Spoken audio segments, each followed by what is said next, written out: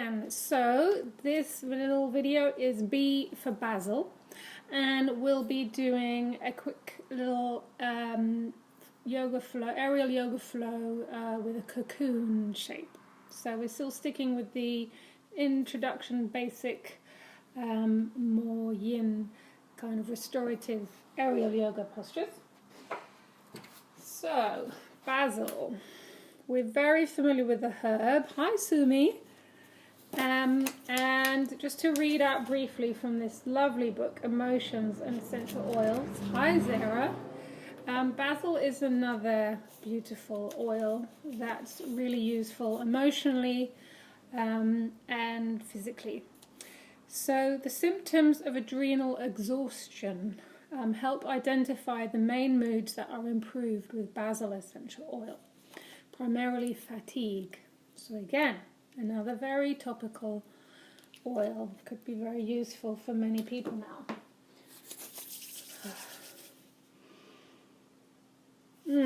So it's very intense and kind of peppery, more like a really fresh pesto. If you've ever ground up basil leaves to make homemade pesto, that's the closest I can get to it. It's really fresh and intense and delicious. So it's much more intense than I've got the plant in the kitchen. So it supports those who are under a great deal of mental strain. It brings rejuvenation of vital forces after long periods of burnout and exhaustion. It may strengthen the adrenals and restore the body to its natural rhythms of sleep, activity, and I imagine for people like me going through the menopause right now, I also need that kind of rhythm to be balanced out, and that can also affect the adrenals. With menopause, instead of the ovaries controlling our monthly cycle, it shifts actually to the adrenals, which sit just on top of the kidneys.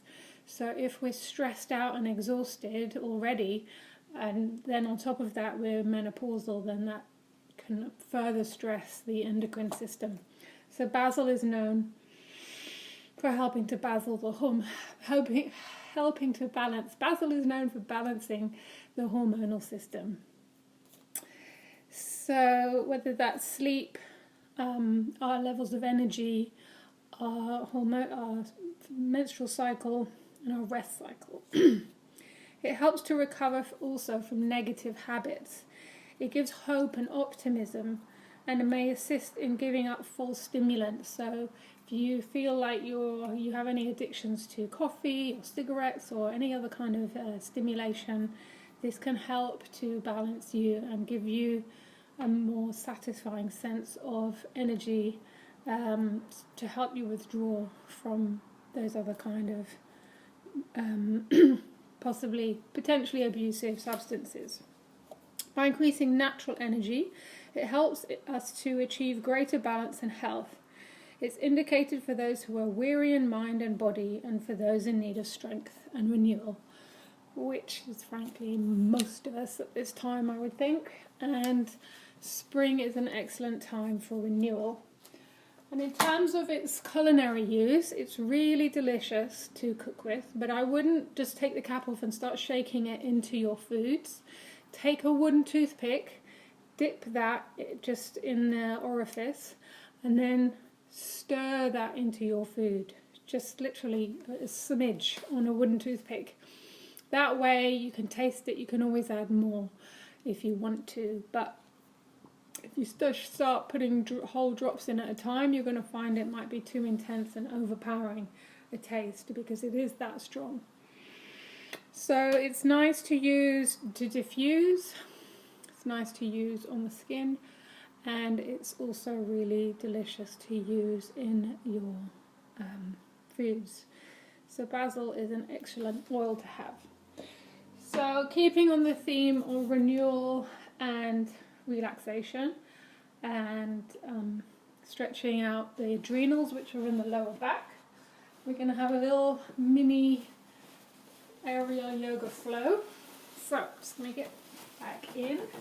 I haven't tried this out yet. I've just been reading about it again in this book. So this is called the cocoon. It's also known as the cobbler if this was floor yoga. So it's kind of tricky. I'm going to get my foot all the way up. So that's the first stretch, if you like, is to get my left leg to the other side. There we go. So that I'm straddling. So this is quite nice. I can sit with my back nice and straight. I can try out some sort of cat-cows here. I can relax and slide back. See if I can get my feet inside here now.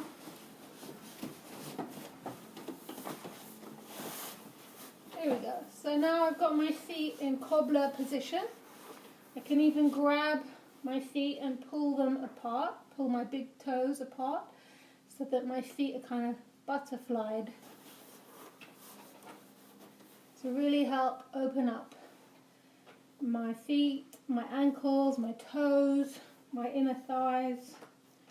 And yet, because I'm just hanging in this sling, it's kind of relaxing. I can use my elbows to press on my knees if I want a deeper stretch.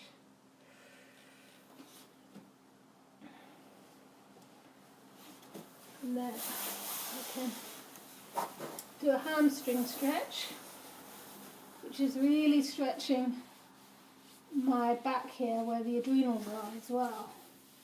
And I'm just using gravity and the material itself to help with the stretch. I really don't have to do much of anything. It's quite a passive way of stretching.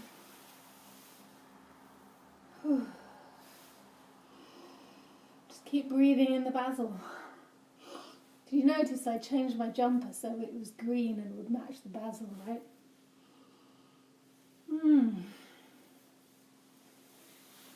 So, from here, depending on what kind of hammock you have, if you have one big enough, which this probably isn't, well, in any case, I can stretch my legs out wide.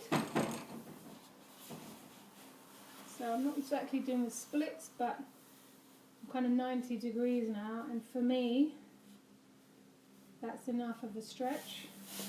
And I can bring myself a bit more upright, or push this away and curl my back. Pull it towards me, arch my back. But this kind of shape, having the, just see if I can get more in the middle of the material. But this is called, for kind of obvious reasons, the cocoon.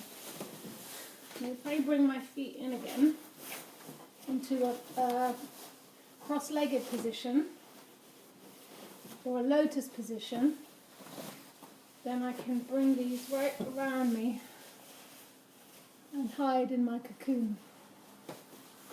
It's a nice place to just relax and meditate. And if this were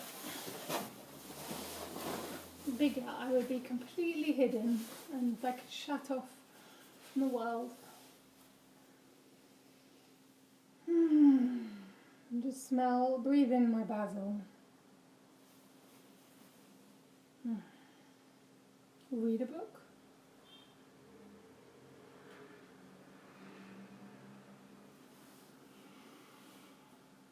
So that's the aerial yoga cocoon position.